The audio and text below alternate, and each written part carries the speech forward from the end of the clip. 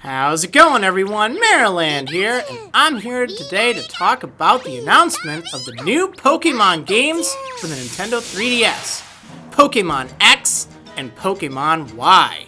So, these games are going to be released internationally in October 2013. That's right, it doesn't matter if you live in Japan, the US, Europe, Australia, any of the main areas where they release the Pokemon games at, it'll be released at pretty much the same time. October 2013, which is awesome. Now, what I'm going to do, I'm just going to take a look at some of the footage that we've seen of Pokemon X and Y. You can see this on the official Pokemon channel, but I'm just going to add my commentary, and we can kind of, just take a look at things, which I think will be fun. If you haven't seen the full video yet, I recommend checking out the link in my description and watching that first, because this is going to be more of a commentary kind of thing.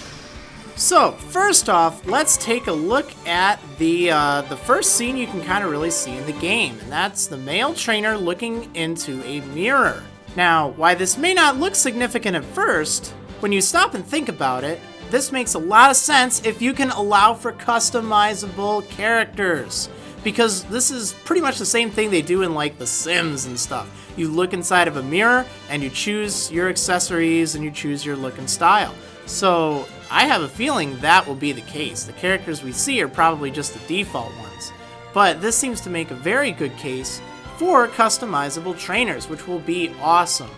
Discover a breathtaking 3D world. Okay, first of all, the 3D world looks really cool, but let's take a moment to analyze this clip here. Notice how the trainer is actually skating. It looks like there's something on his shoes that's allowing for faster travel. He's not just running, he's skating. Additionally, if you look in the background, there's a cool looking thing that looks similar to the Eiffel Tower, leading me to believe that this region is based off of France. That makes a lot of sense because Junichi Masuda just visited France right before the announcement of Pokemon X and Y. Encounter new Pokemon.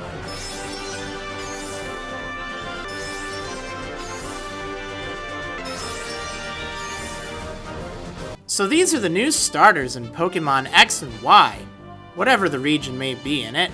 They are Chespin, Fennekin, and Froakie. Chespin looks a lot like, I don't know, some kind of chipmunk Pokemon you could say, but maybe even something, I don't know, like a mole of some sort. It has sharp claws on its feet, has a buck tooth, and it's a grass type. We know that much. Fennekin, on the other hand, is a lot more obvious. It's a fiery fox. Well, a fennec fox to be specific.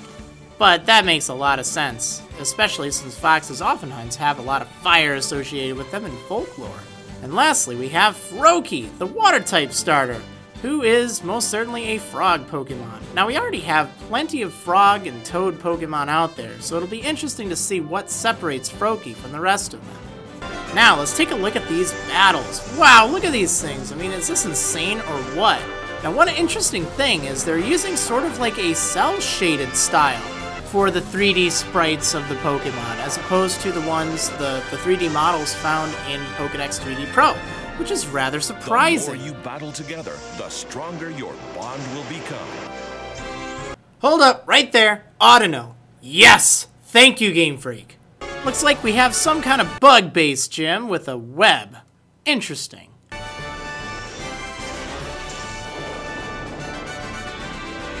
Alright, now let's take a look at the two legendary Pokemon. Now, we don't know what their names are just yet, but you can see both of them. The first one appears to be some kind of flying bird, dragon thingy. It's red in color, as you can see, and it seems to have almost a wing for a tail, which is kind of unique. It does make the shape Y when it flies out. And then we have the blue one here, who looks rather interesting. It's kind of like, I don't know, like a deer or a buck or something inside of the forest. Looks like a forest guardian, you could say, which is rather neat. It seems to have rainbow antlers, too, which is rather cool. Your new 3D Pokemon adventure is about to begin. Introducing Pokemon X and Pokemon Y.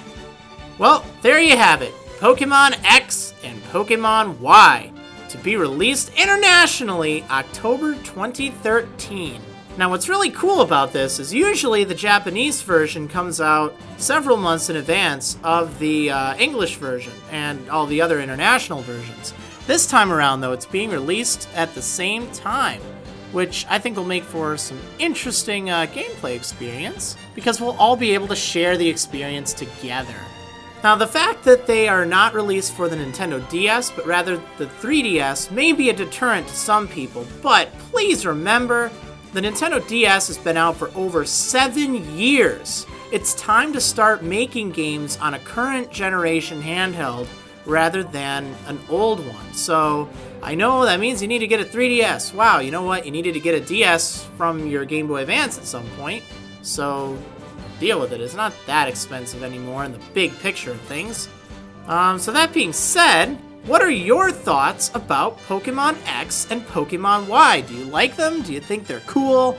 What do you think? Let me know. Let me know in the comments, and I think that'd be really cool. I'm personally really excited for them. I can't wait until October. It's going to be a long year, but I hope we'll find out more information soon.